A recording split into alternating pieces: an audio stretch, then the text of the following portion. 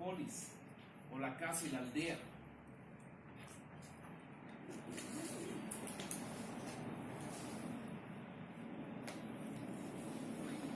¿Qué es la casa según Aristóteles? ¿Recuerdan la definición de Aristóteles?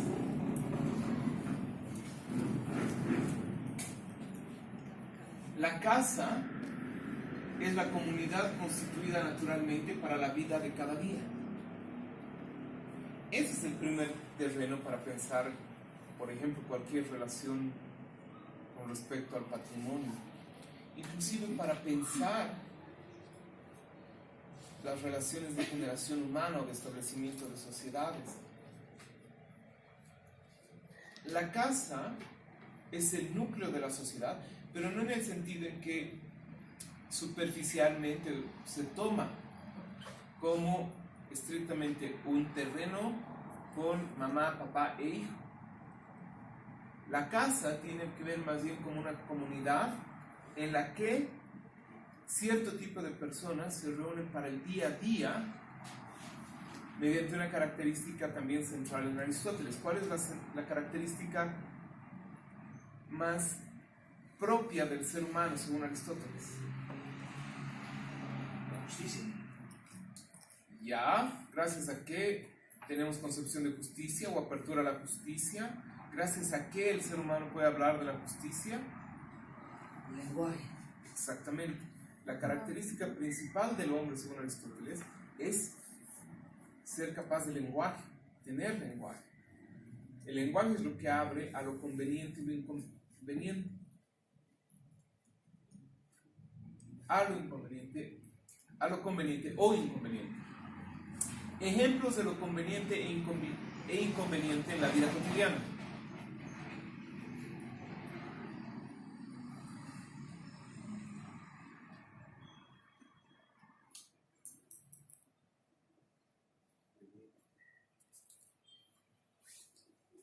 Hacer deporte. Por ejemplo, los deportes inconvenientes cuando nos tomamos. ¿Qué resulta conveniente e inconveniente con respecto al deporte? Hacer el deporte es conveniente y realizarlo con malas intenciones. Ya, a ver ejemplos de eso. Querer dañar a tu oponente. Ya, darle un botellazo, ya puede ser. Otros ejemplos de lo conveniente e inconveniente en la vida cotidiana. Las relaciones de amistad. Ya, por ejemplo, desarrollo esa idea. Es decir, hacer amistad con la gente que nos rodea, relacionarse socialmente. Y lo inconveniente sería aislarse, no tener amigos. Ya, sí, me parece muy bien. ¿Y la amistad se da por medio de la comunicación? El lenguaje, eso es interesante. ¿Qué más? Otro ejemplo de lo conveniente e inconveniente.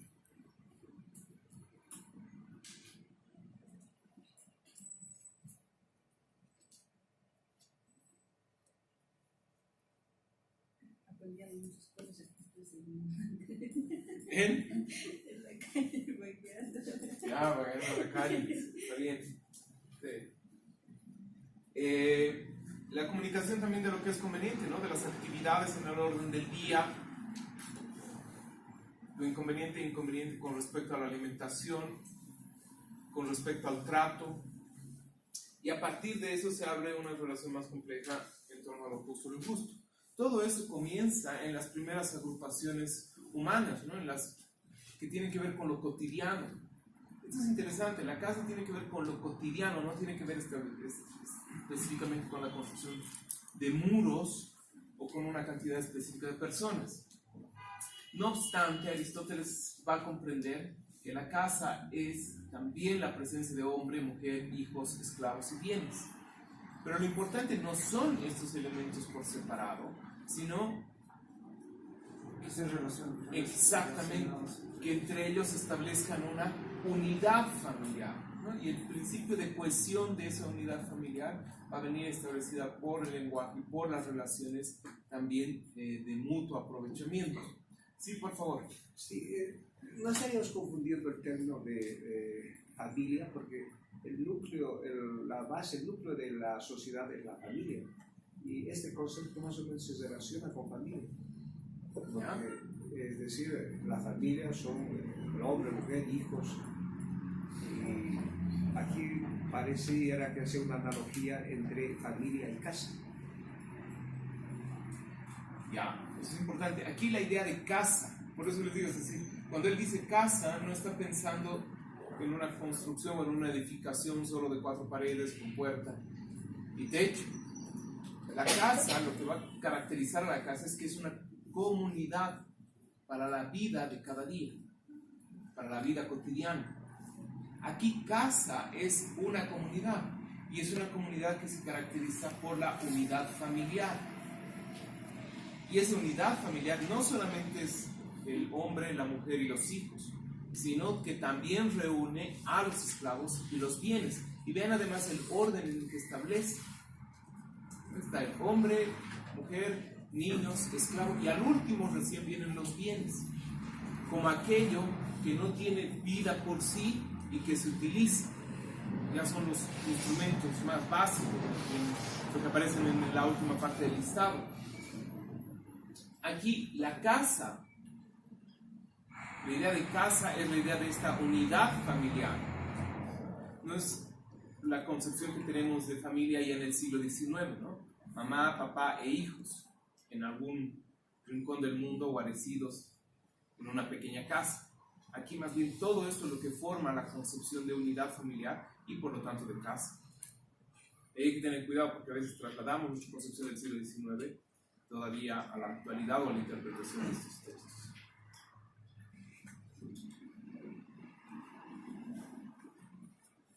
Pero avancemos.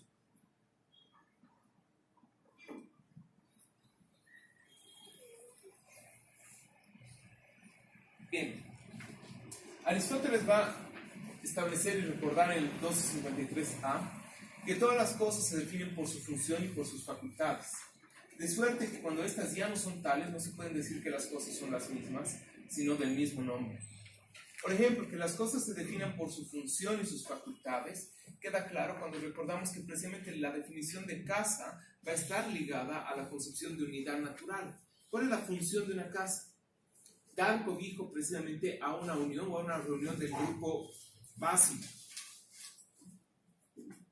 o entre comillas elemental. Bien, porque si cada uno por separado no se basta a sí mismo, se encontrará de manera semejante a las demás partes en relación con el todo. Ojo, aquí es importante, ¿no? No hay una concepción basada en el individuo, en la concepción aristotélica, porque el individuo no puede bastarse a sí mismo. Una unidad familiar, es decir, varón, mujer, hijos, esclavo y bienes, parece que ya tienen relativa autosuficiencia, aunque evidentemente necesitan de la reunión de otras unidades familiares. Por eso es que va a decir que la polis es anterior a la casa. Es decir, solamente hay casa donde ya han aparecido casas, ¿no? Y esta es una relación compleja. Aquí aparece un círculo. Solamente encontramos la existencia de una casa o de una unidad familiar cuando ésta ha surgido en relación a otras unidades familiares. Aristóteles entonces parte del hecho aparente de que los seres humanos hemos aparecido ya y desde siempre en resguardos de unidades familiares que estaban aparejadas unas al lado de otras. Y no es que había un individuo con otro que han decidido juntarse y a partir de eso establecer una organización y luego otra más grande y un desarrollo más complejo, como aparecen más bien en las teorías modernas, en las teorías de los contratos sociales. Todas las teorías de contrato social asumen que la libertad y la humanidad parte con individuos más o menos ya aptos para vivir en sociedad, y que esa mayor o menor aptitud que tienen los obligan, por razones naturales, a establecer un pacto social, ¿no? Un acuerdo. no escrito para que luego ya en conformaciones específicas pasen a escribir leyes y tratados. En este caso no. En este caso el hombre aparece ya como un ser socializado, por decirlo de alguna manera, o un ser ya comunicado en pequeñas unidades casi autosuficientes.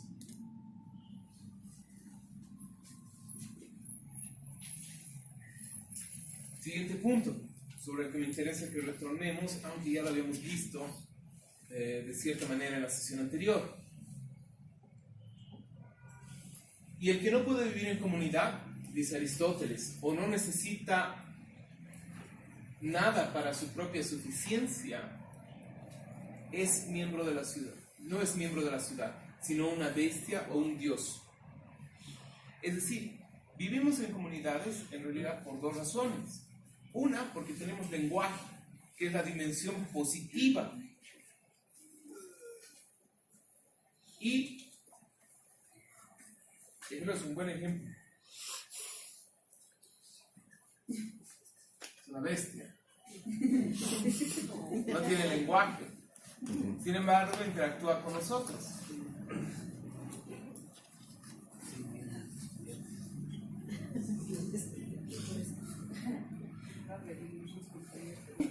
Interesante observación.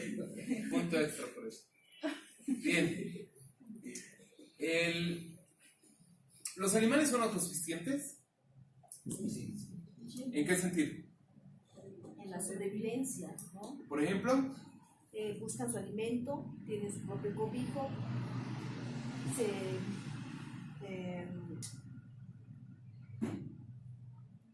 tienen también su pareja, o sea, son independientes. o varias. Varias. No hay reglas, bueno, son autosuficientes.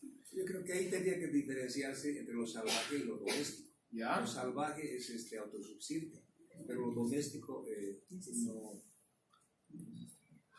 Interesante, porque lo doméstico quiere decir precisamente lo que corresponde al domo, ¿no? Y ese es precisamente la casa.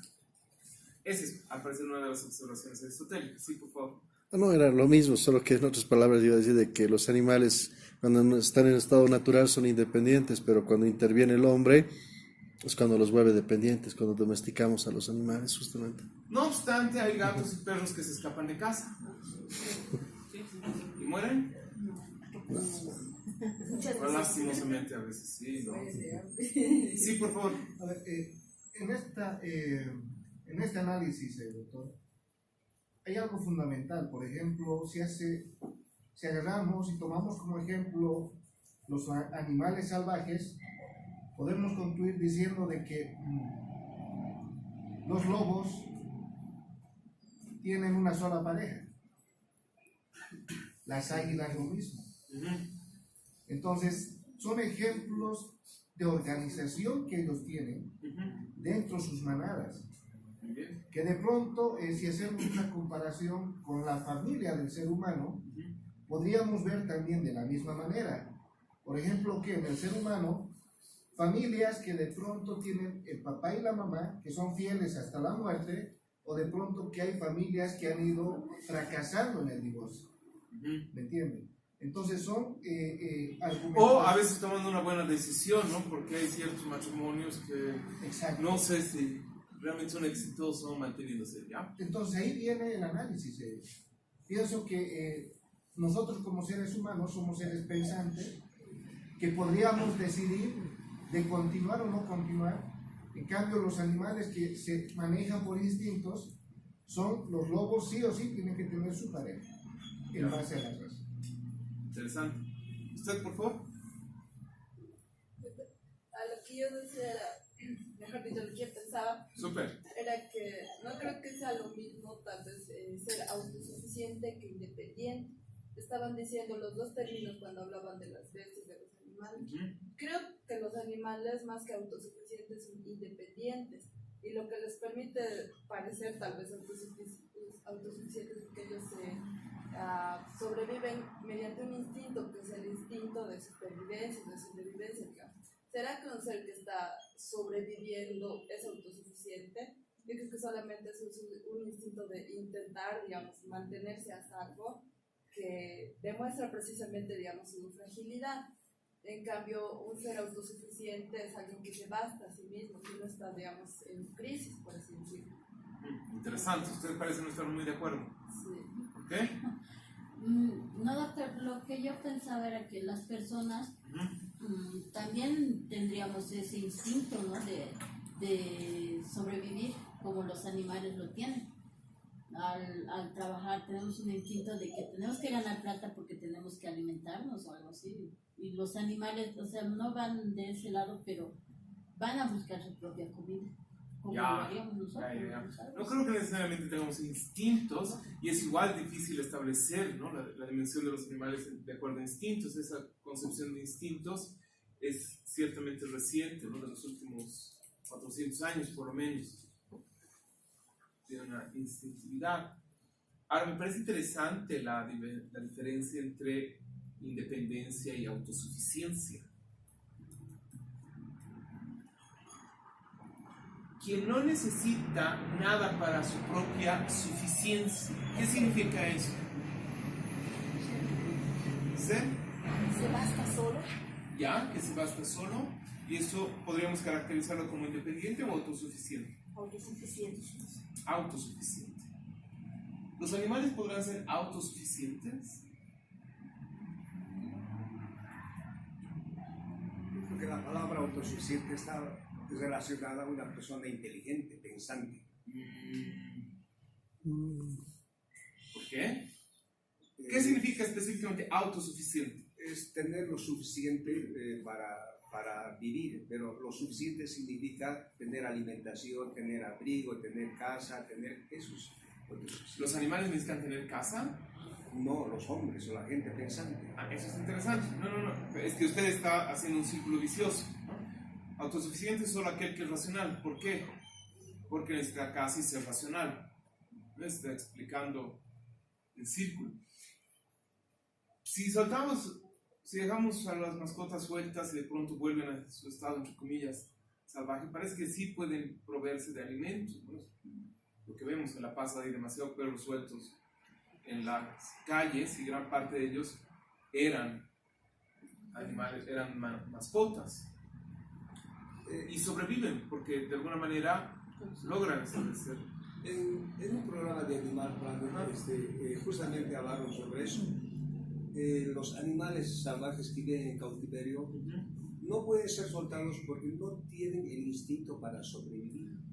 Es por eso que cuando un animal salvaje lo sueltan, no sabe cómo va a cazar, cómo se va a alimentar, y entonces la tendencia es a que mueran. Tiene hasta miedo que es el anterior, el león, el soltado, y tenía miedo que es incluso le hacía la niña y pero no se atrevía. Interesante, ¿no? Pero eso es volver ya a estados fuertes. Sin embargo, aunque al principio, mientras está la cámara todavía no la ama, con el tiempo realmente le quedan dos posibilidades, ¿no? O morir o sobrevivir. Sin embargo, parece que los animales no necesitan establecer precisamente casas o barrios. Es decir, los animales sueltos que antes estaban en cautiverio y que son retornados al hábitat, no tratan de establecer relaciones igualitarias con los otros salvajes, ¿no? De decirles, bueno, yo viví en jaulas ciertamente bonitas y nos alimentamos a cada hora, de repente podemos hacer lo mismo y así la comida nos alcanza para todos, usted que puede cazar mejor que yo, pues sea el encargado. No hay esa capacidad de organización. Entonces parece que aunque cierto tipo de bestias malogradas por la sobreprotección humana puedan volverse, por decirlo así, débiles y perecer, es muy cierto que más bien el otro resto de bestias frente a las cuales las comparamos subsisten sin mayor problema. Entonces estos pobres casos serían más bien la excepción que confirman la regla, de que hay muchos animales que no estando en cautiverio sobreviven sin necesidad de establecer casas o sociedades. El otro que no necesita nada para su propia subsistencia en sentido de organización o mediante una organización son los dioses. Por eso ni las bestias, según Aristóteles, ni los dioses pertenecen a la ciudad. Los únicos que tienen organización social, los únicos que realmente necesitan vivir en relación a otros, en coordinación con otros, son los seres humanos. Esa es la diferencia. Nosotros tendemos a generar núcleos. Lo que pasa generalmente en los cursos, ¿no? Hay grupos reducidos ya dentro de los grupos por cada aula. Tendemos a tratar de repartirnos funciones. Y esto no debería entenderse entonces como un instinto en el sentido de un instinto animal, sino más bien una capacidad basada en la comunicación y en la capacidad de establecer relaciones interhumanas. Cuando dos perros se relacionan siempre de una manera distinta a la de los seres humanos. Los seres humanos, por el hecho de que tenemos lenguaje, podemos también llegar a mentir, cosa que no necesariamente pasa en los animales. Pueden engañarse, pueden simular, pero no hay la idea de mentir con respecto a cierto tipo de fines. Tampoco hay la idea de arrepentirse o modificar una mentira o subsanarla, cosa que sí existe entre los seres humanos. Y eso es especialmente interesante porque tiene que ver precisamente con lo conveniente, con lo inconveniente, con lo justo y con lo injusto. Y es un punto importante. A veces se piensa que concentrar la mirada en la justicia significa hablar de las buenas intenciones que tenemos para ser solo mejores personas. No, significa también reparar en las dimensiones complejas y cotidianas de lo injusto. Eso es lo que veíamos igual con Platón. Parece que la idea de justicia nunca nos queda clara en primera instancia, sino que se nos acerca más bien por el estado de injusticia. Decimos, esto no debería ser así. Pues así como el hombre perfecto es el mejor de los animales, así también apartado de la ley y la justicia es el peor de todos. Aquí ya está entrando al plano de la regulación de la socialidad. Es decir, nosotros no podemos escapar al hecho de que tendemos a conformar comunidades humanas, a relacionarnos con nosotros. Los animales pueden depender entre sí. Sí. ¿Pueden ayudarse entre sí? Sí. ¿Pueden tener más o menos organizaciones? Sí.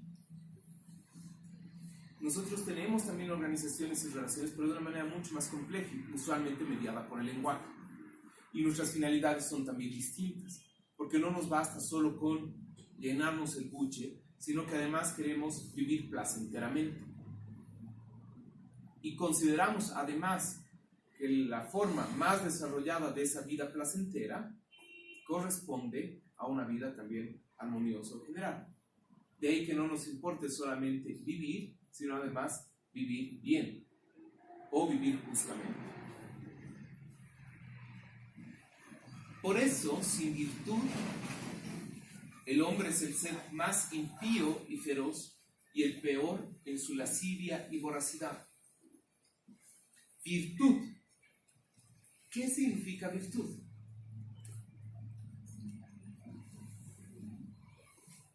Virtud es un valor. ¿La virtud es un valor? Que nos relacionan con la justicia. ¿Ya? ¿Qué dicen todos los demás? ¿Es un valor? Si la justicia es un valor, la pregunta radical es la siguiente. ¿Qué es un valor? La virtud es la capacidad que tiene el ser humano para poder elegir entre lo bueno y lo malo. La virtud es la capacidad. De elegir. ¿Todas las personas son capaces de elegir entre lo bueno y lo malo? Por lo tanto, todas las personas son virtuosas. Virtud es algo bueno, entonces. Ya se dice, por ejemplo, ¿no? Que por ejemplo, No sé.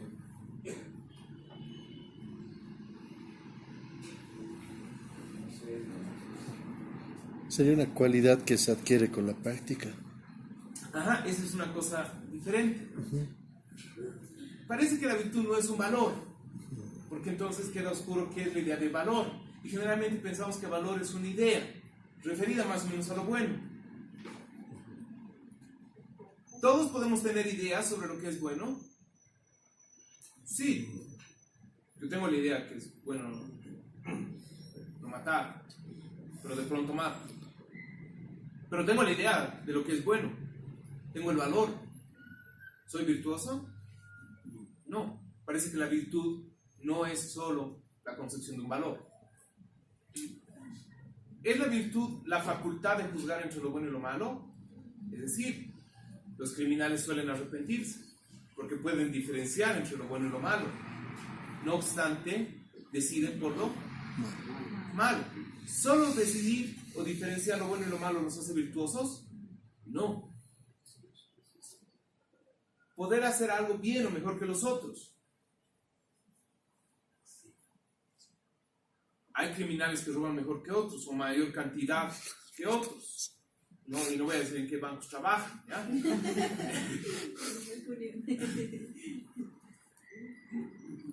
¿Son más virtuosos? ¿Virtuosos del mal?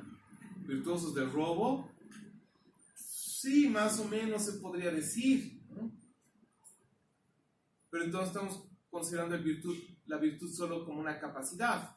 Entonces, el humano sería el virtuoso de la autodestrucción. Sin embargo, es un turbio y nos aleja por lo menos de la concepción de la virtud que propone Aristóteles.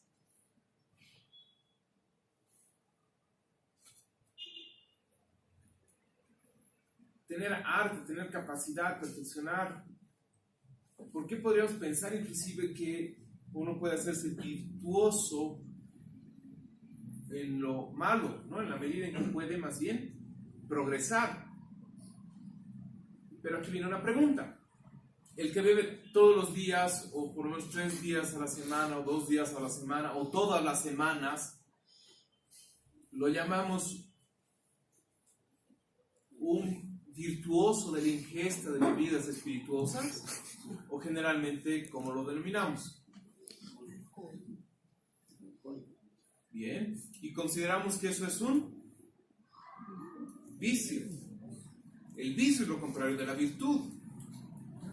El vicio es la capacidad de prosperar en actitudes o acciones que son ciertamente nocivas para el individuo o para la comunidad, sea como en el caso del alcoholismo o del robo.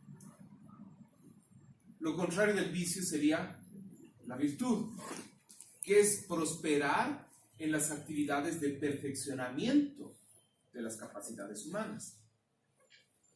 Aquel que se esfuerza por estudiar más, ¿lo llamamos vicioso del estudio? No, corcho. Por utilizar buen paseño, ya, corcho.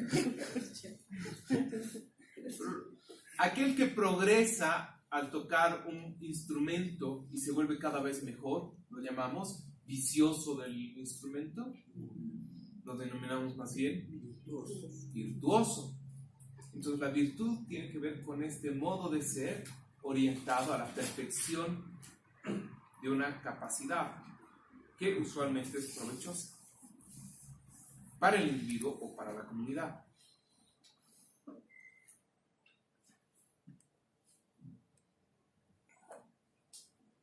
Por eso los atletas son virtuosos, por ejemplo, de los deportes. Sí, por favor. Gracias. A ver, hay un versículo de memoria en la Biblia que dice, ¿no? Mujer virtuosa, ¿quién la hallará? Y la explicación que usted hace nos da a entender que es la capacidad del ser humano de producir algo positivo en base al esfuerzo de cada persona. Entonces, prácticamente ese sería el concepto. Capacidad del ser humano de producir algo positivo para llegar al perfeccionamiento. Ya, interesante, pero no exacto. En este contexto, porque Aristóteles es, 1, precristiano, y 2, está en el contexto de la cultura helena, politeísta, donde la virtud no tiene que ver como en la concepción judeocristiana, más bien de la realización del hombre en tanto imagen y semejanza de Dios. La concepción antropológica judeocristiana se apoya de manera fuerte en el Génesis 1:26, y dijo Dios: hagamos al hombre a nuestra imagen y hagámoslo a nuestra semejanza. La imagen y semejanza de Dios establece al hombre como una criatura de Dios, le otorga dignidad común entre todas las criaturas de la misma especie, es decir, el hombre tiene la misma característica entre todos, por lo tanto es el prójimo entre sí, entre todos ellos. En cambio, la concepción de virtud en Aristóteles no va a tener primero ese presupuesto de una igualdad de todos los seres humanos, porque vamos a ver que va a establecer la diferencia natural entre esclavos y libres, entre amo y siervo. Va a ser una diferencia también importante entre varón y mujer, y porque más bien la realización práctica de una virtud va a ser la sabiduría práctica, denominada phronesis, que es traducida generalmente como prudencia. Y esa prudencia va a ser encontrar por uno mismo, como individuo, pero dentro de la organización en la que vive, el justo medio. Entonces, la organización de lo que es beneficioso, de lo que es virtuoso, viene por una experimentación y por un trabajo sobre uno mismo. Por eso es que aquí el término virtud para los textos griegos se suele decir que es un término un poco recortado en nuestra concepción. El término por el que generalmente traducen virtud es el arete, y significa así una virtud, una capacidad de perfeccionamiento, pero de perfeccionamiento competitivo, donde uno, por ejemplo, compite o trabaja sobre sí mismo, o compite o trabaja en comparación con otros, cosa que en el cristianismo más bien no aparece así. La prudencia o la virtud va a ser aquel seguimiento de la naturaleza humana en tanto creación divina y acercamiento a Dios, que aquí esa relación no está, ¿no? Entonces, se parecen, pero no son la misma concepción. Son dos tradiciones que después, sí, en la Edad Media, van a tratar de interpretarse de manera conjunta y fundirse en una nueva concepción de ser humano, ¿no? Pero las vertientes son distintas. Una consulta. En el caso de Diógenes, que también es filósofo griego, que de pronto se acerca a Alejandro Magno y le dice, ¿qué es lo que tú quieres? Y Diógenes le dice, que te apartes y me dejes tomar el sol. O sea, Alejandro Magno va con una intención de que este filósofo le pida cualquier cosa, que Alejandro le iba a dar. Pero él le pide que se aparte y le deje tomar el sol. Entonces, él es un impulsor del cinismo, de la escuela del cinismo. Se lo podría tomar en su concepto mismo como virtuoso, en su área. Sí, eso es importante. Bueno, es un ejemplo interesante. Nos aleja un poco, pero creo que sirve, en este caso sí, como comparación. Los cínicos se llaman así. Hoy día, ¿a quién llamamos cínico? Una persona descarada. ¿Qué significa ser descarado?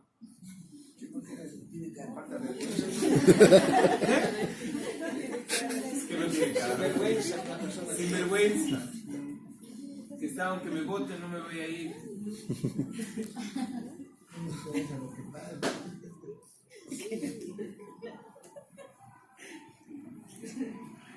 Sí, ¿no? Es aprovechado, que no le importa nada, ¿no? Sabemos que está haciendo las cosas mal, él sabe que está haciendo las cosas mal y no le importa, le mete nomás, ¿no? No hay pero que valga. Entonces es un cínico, ¿no? Es decir, ¿sabes? Es una desgracia total y decir, no, pero está muy bien. Ya, ese es el término vulgar de cinismo en el que hoy en día se utiliza el término. Se hace una diferencia entre el cinismo, ese vulgar, y el quinismo. El quinismo. Sí, que en realidad es cinismo, ya es para diferenciar un poquito. Como grupo filosófico, ¿no? Como movimiento filosófico, como secta filosófica. Los cínicos retoman el nombre de Kios. Kios en griego quiere decir perro. Diógenes era el filósofo de la secta del perro. Hemos visto, ¿no? Platón, ¿dónde funda su escuela filosófica? ¿Dónde funda la academia?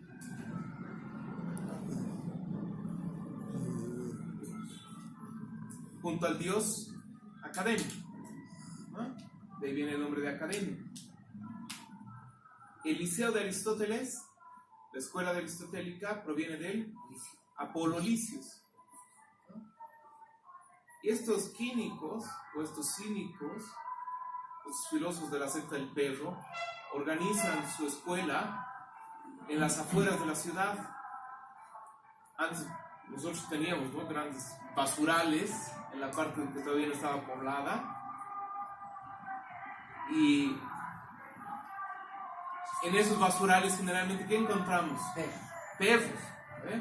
Y ahí en las afueras de la ciudad, justo dentro de lo que ya más o menos podríamos llamar cerca de estos límites de la ciudad, había además una estatua de Hércules, este héroe griego. Y dice que estaban yendo a ofrecer un tributo a Hércules, y de pronto un perro llega y les roba el tributo. Y se lo lleva. Porque las bestias, como los perros, no necesitan de la ciudad. Esa actitud del perro que les quita la ofrenda al Dios es lo que sirve de inspiración para la escuela cínica. Porque dicen, este perro ha sido más inteligente de nosotros. Nosotros le íbamos a dar comida, un tributo a la efigie del Dios, a la divinidad. ¿Para qué? Si los dioses o la divinidad tampoco necesita de una ciudad, tampoco necesita de nuestro tributo. Es decir, ¿qué va a hacer Dios con mis 10 pesos?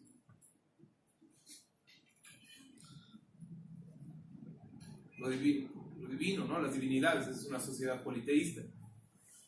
No necesitan nada del hombre, porque son autosuficientes. Más inteligente el perro que ha dicho, bueno, yo tengo hambre y eso a mí sí me sirve, ¿no? A la estatua no le sirve para nada.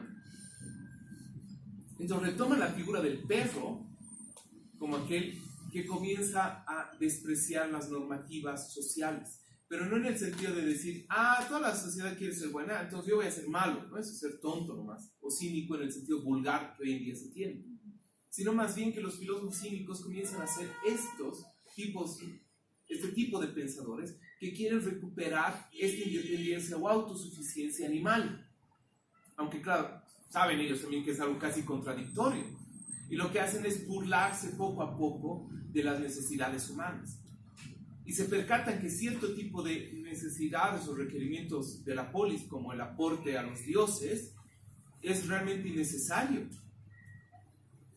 Y dicen, ¿para qué nos empeñamos en tratar de dar contento a los dioses si ellos no necesitan nada? ¿Por qué no mejor tratamos de retomar inclusive la naturaleza animal o el comportamiento animal como una característica de virtud? Es decir, de superación de uno mismo. Por eso es que la virtud va a tener esta idea que luego va a establecerse fuerte en los estoicos, de que la ética básicamente consiste en la capacidad de superar las propias limitaciones, de vencerse a uno mismo. Entonces los cínicos van a tratar de vencerse a sí mismos en estos requerimientos innecesarios de la sociedad. Por eso, cuando se relata que Alejandro Magno va y dice, bueno, este es un filósofo, yo he tenido como maestro un gran filósofo, y este otro filósofo también me parece impresionante, entonces le voy a dar algo para que vea que yo como emperador pues admiro la sabiduría, lo que por cierto iba a ser un punto extra para el emperador, ¿no? Porque va a demostrar qué bueno que es él. Entonces va donde Diógenes, precisamente, que vivía en un tonel, se dice. Decidió vivir en un tonel para demostrar que no necesitaba de la sociedad, y trataba de no trabajar para demostrar que tampoco era necesario esa idea de necesitamos dinero, ¿no? O para ser alguien se necesita dinero o trabajo o un puesto. Y se le acerca y le dice, bueno, soy Alejandro Magno, soy el emperador, y para que veas que hay tolerancia y respeto por la sabiduría, pídeme lo que gustes y yo te lo voy a entregar como un reconocimiento a tu vida filosófica.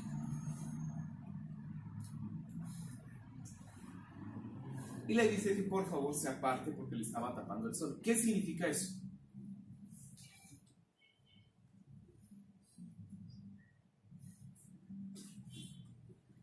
¿Qué significa que venga el emperador y le diga, pídeme lo que quieras, y de pronto Diógenes le diga, bueno, apártate que lo único que quiero es que me llegue el sol?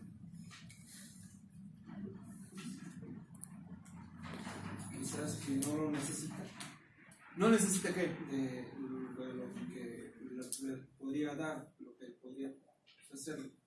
Que lo que necesita no está en su poder del emperador, sino Sí, ¿no? No solamente que no, mi querido emperador, ¿para qué lo voy a molestar? Yo que soy un hombre tan humilde, ¿no? Que podría darme cara. No, dice, ¿sabe qué? Usted será emperador y puede creerse emperador y que tiene el poder y el dinero de todo lo que le dé la gana. ¿Ya? Puede creerse eso y cualquier otro cuento. Lo que yo realmente necesito es algo que usted no puede dominar. ¿Qué es lo que no puede dominar o que no le pertenece ni siquiera al emperador más grande? El sol. Y las necesidades humanas suelen ser básicas. Es decir, ¿quién necesita de fama para vivir? Por lo tanto, la fama es importante. ¿Qué son más importantes? ¿Los diamantes o el agua? ¿Qué es más importante? ¿Recurso energético o ríos no contaminados?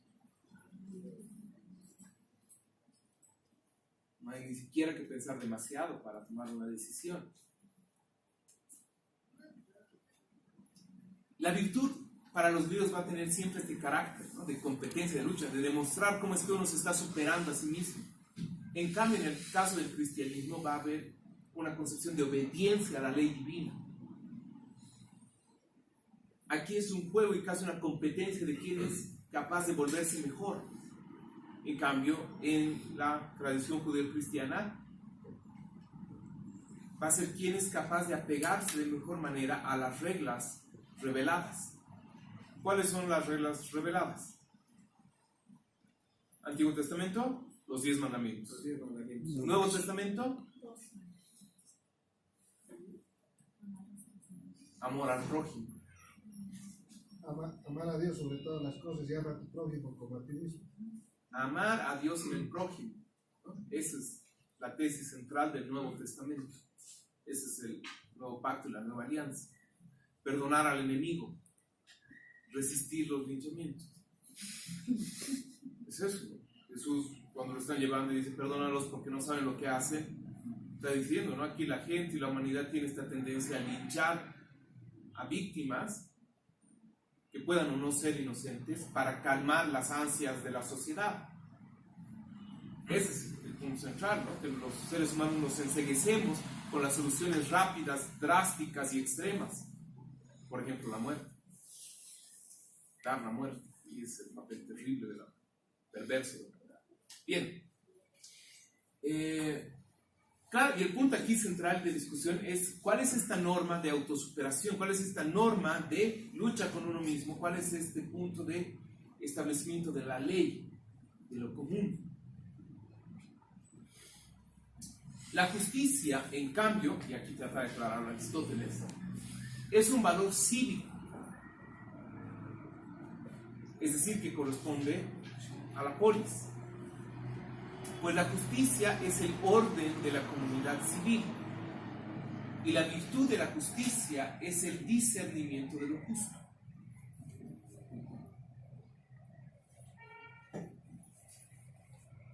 Esto después se aclara, en especial en la ética nicomaquea, ¿no? Es por una parte el discernimiento de lo justo y lo injusto, pero es ante todo el desarrollo de esa práctica ligada a la práctica de la prudencia.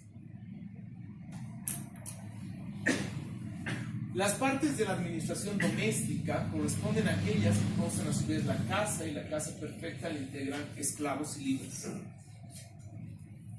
Este es un aspecto importante. Veíamos en una de las primeras citas donde aparece la explicación de la casa, que la casa es unidad familiar y la integran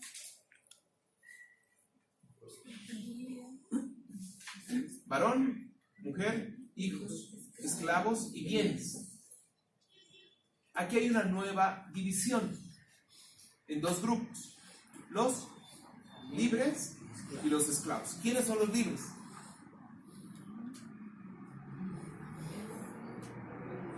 Varón, mujer e hijos. Y esto es interesante, porque aunque la mujer va a tener un rol secundario con respecto al hombre, va a estar todavía dentro del ámbito de los libres. Aristóteles se va a quejar, él va a decir, entre los bárbaros, las mujeres en realidad no son libres. Parecen ser libres, pero en realidad no son. Y tienen el mismo estatuto que el esclavo.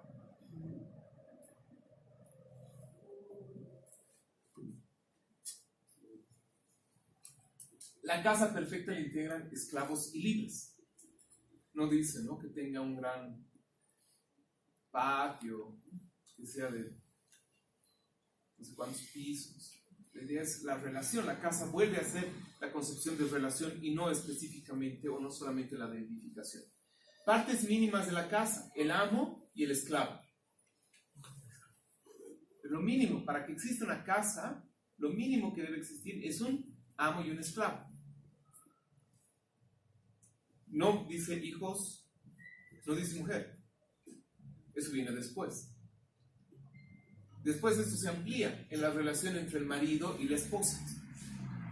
Y la relación entre el marido y esposa permite que esto se convierta en la relación entre padres e hijos.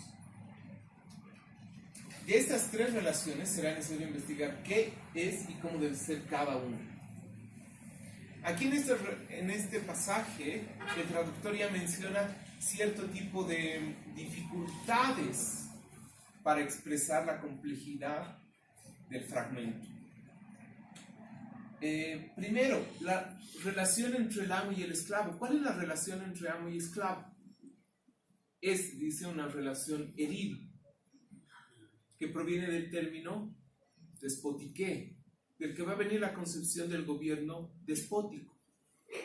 Hay cosas que mandan sobre otras que deben obedecer, sin mayor intermediación, sin mayor proceso complejo. Orden, obediencia. Orden, obediencia. Ese es un gobierno despótico.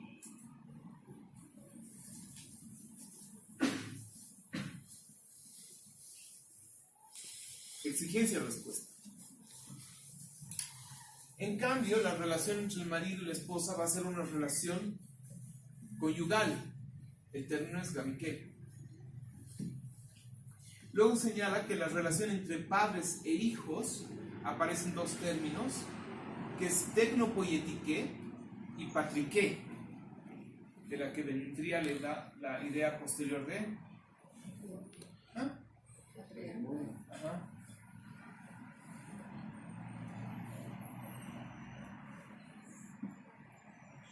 ¿Qué elemento falta que aparece en la primera definición de casa, en la primera caracterización de casa? Está el bienes.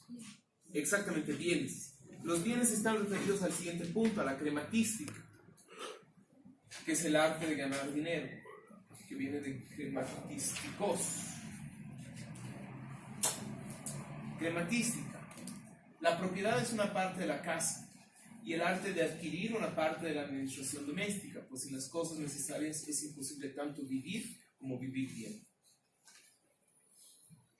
Y así como las personas pueden generalmente vivir con sus modos de ser comunes, pero además pueden tratar de superarse, es decir, de luchar contra sí mismas, de perfeccionarse, de la misma manera la vida en comunidad puede tomar un ámbito, por decirlo así, de término medio, pero también puede aspirar a un perfeccionamiento, a una mejor relación entre los miembros que la componen.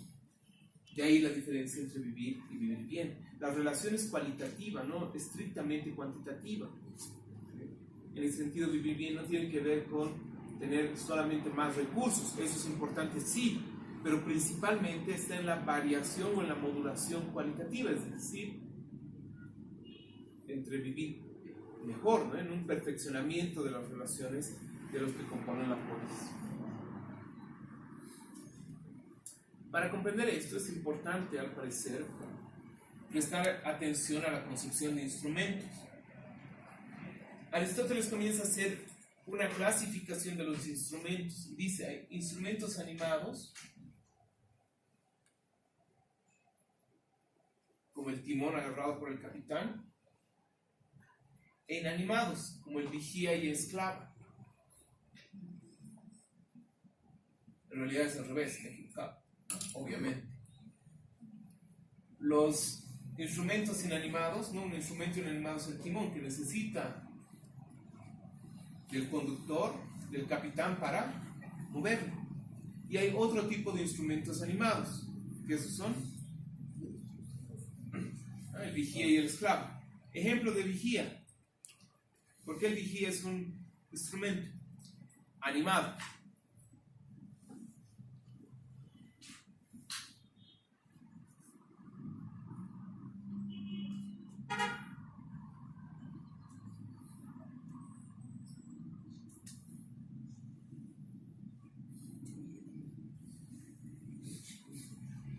Porque podría tener una reacción. Exactamente. Muy bien. Porque cumple una función también. Además cumple una función por sí mismo, aunque el resultado de su función está dirigido a otra cosa. Alertar, por ejemplo, ¿no? Ejemplos de vigías.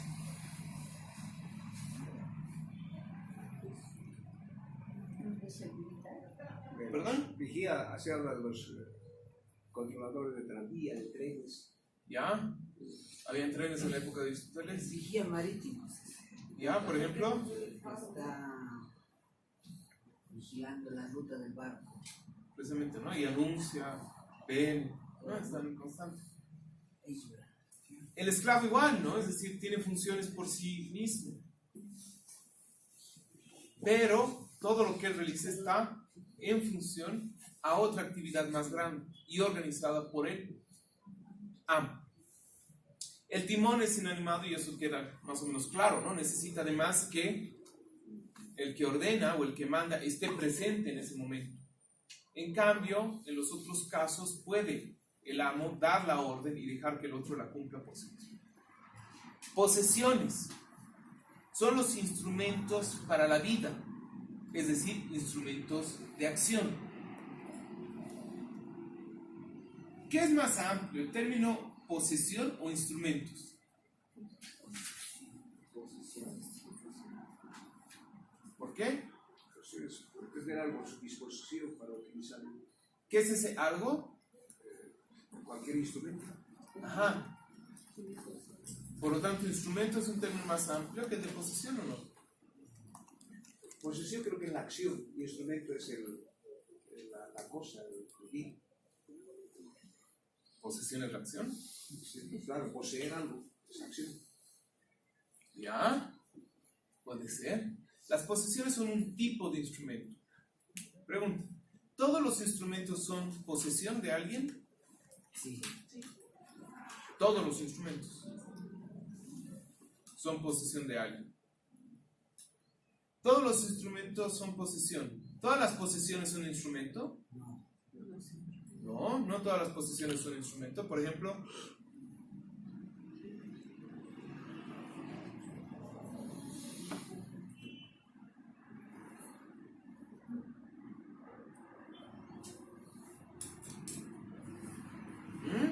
¿qué tipo de instrumentos no son posesión?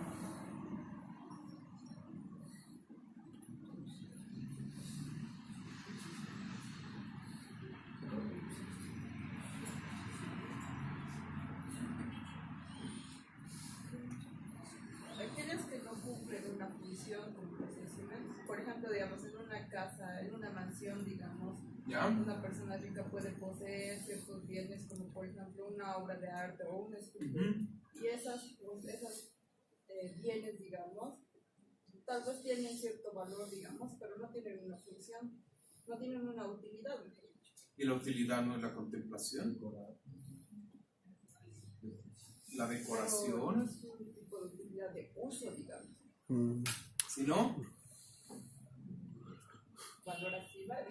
de disfrute, de gozo. Es interesante, vean, esto está en la base de la elaboración finalmente también de la concepción del Código Civil, ¿no? ¿Qué es lo que poseemos? ¿Y cómo poseemos las cosas? Esa es la pregunta que está girando por aquí atrás. ¿Todo instrumento es una posesión? ¿Ustedes dicen? Que sí. ¿No? La pregunta ahora es, ¿Toda posesión es un instrumento? Dicen que no. Posesiones. Dice que las posesiones son instrumentos. Todas las posesiones son instrumentos. Para la vida, instrumentos de acción. En realidad, aquí hay que ver que son dos tipos de instrumentos. Hay instrumentos para la vida y hay instrumentos para la acción. Eso vamos a ver a continuación. La propiedad, que es lo que daría cabida a la posesión, es la multitud de instrumentos. ¿Qué tipos de instrumentos existen? Es la pregunta. Instrumentos de producción, pero también instrumentos relacionados a los resultados. Aquí hay tres términos importantes que menciona Aristóteles: poiesis, ergon y praxis. La producción tiene que ver con la poiesis. Esto es, aquellos que tienen como fin un resultado, crear algo diferente a la acción que realiza. El resultado o el ergón, ¿no?, es el resultado mismo, es diferente a la actividad que lo produce y permanece una vez acabada la acción. Por ejemplo, cuando hacemos un pastel, cocinamos y después de cocinar tenemos el pastel. No necesitamos seguir cocinando para que el pastel exista. De ahí que podamos luego intercambiar el pastel por otra cosa. Y la acción es la praxis. No produce un resultado aparte y su fin es esa misma actividad. Por ejemplo, actividades de praxis.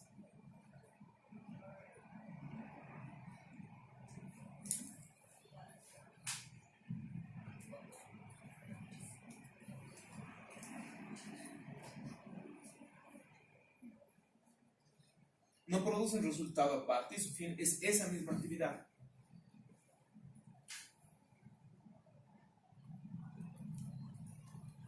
Conocer.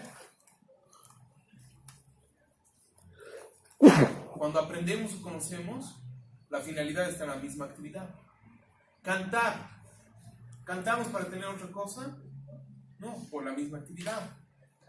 Abrazarse unos a otros. Es esa la actividad y la finalidad al mismo tiempo. Vamos a volver a la discusión de estas tres dimensiones de manera meditada en la siguiente sesión. Me interesa que vayan leyendo ya el texto de Beuchot, en el que representa luego la discusión entre Ginés de Sepúlveda y Bartolomé de las Casas en torno a la concepción de esclavo en Aristóteles, que vamos a completar la siguiente semana. Y me interesaría que vayan pensando, me interesa el siguiente texto, que va a ser el último que vamos a tener ya en la gestión, que elijan si leemos En el mismo barco de Peter Sloterdijk o si leemos La condición humana de Hannah Arendt.